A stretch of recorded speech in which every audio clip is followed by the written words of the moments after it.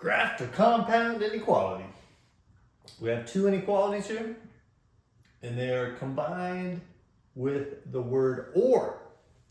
This means we want ordered pairs that can solve either one of them.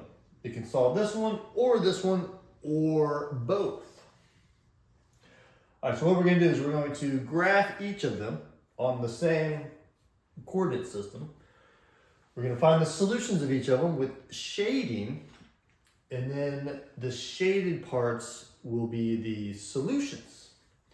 All right, so what I'm going to do is I'm going to graph this by putting it in slope-intercept form, and that is solving it for y. So to solve this for y, all I'll have to do is subtract 2 on both sides. I'm going to subtract 2 on the right and on the left. Now on the left, I'm going to write it as 3x minus 2. Bring down the less than sign. And on the right, the 2's are gone, and I just have a y. Now this might look awkward since the y is on the right-hand side. We can put it on the left-hand side just by reading this backwards. Right now it's a less than sign, but if you read it from right to left, y is greater than this. So I can flip it around with a greater than sign.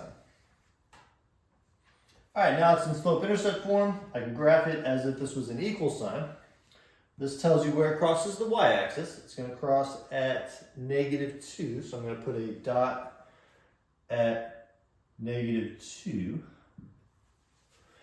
And then I'm going to use rise over run. I can change this 3 to 3 over 1. So I have a rise over run of 3 over 1. So starting from the -2 on the y-axis, I'm going to rise 3, up 3, and then I'm going to run to the right 1.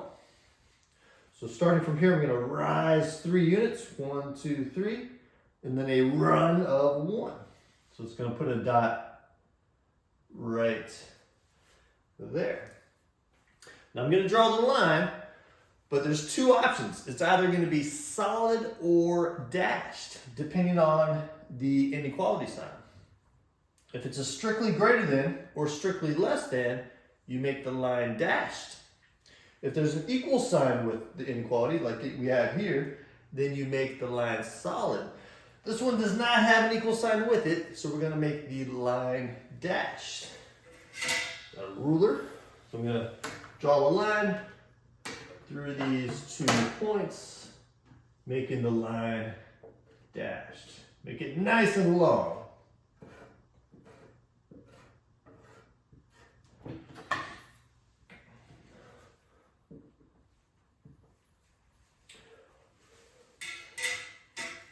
All right, so there's the line. It's dashed because ordered pairs on the line don't actually solve it because there's no equal sign.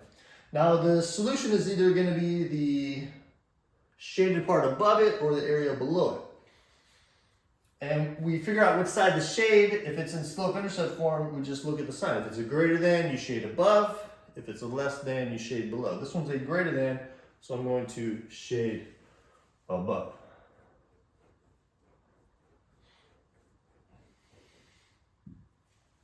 All right, so this area represents the ordered pairs that solve this inequality. And the line is dashed, meaning the ordered pairs on the line don't actually solve it. Now what I'm going to do is I'm going to graph this one. The x is missing. When that happens, and you just have a y, that's going to be a horizontal line. And if it's solved for y, the number on the other side is where it crosses the y-axis. So this is a horizontal line. And it's going to be crossing through -2 on the y-axis, which is right here. And since there's an equal sign with the inequality, it's going to be a solid line. All right, so I'm going to draw a line through -2, and I'm going to make it solid.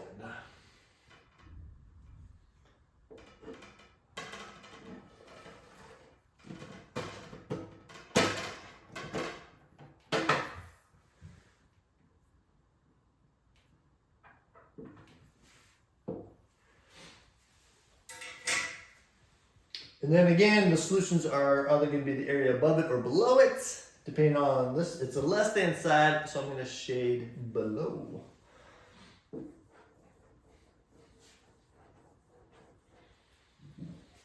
All right, so now that I have the word or, I'm just going to keep all the shading there because I want solutions that solve either one of them. This shaded area up here solves the first one, but not the second one. This shaded area here, it's an overlap, which solves them both simultaneously, so that's good.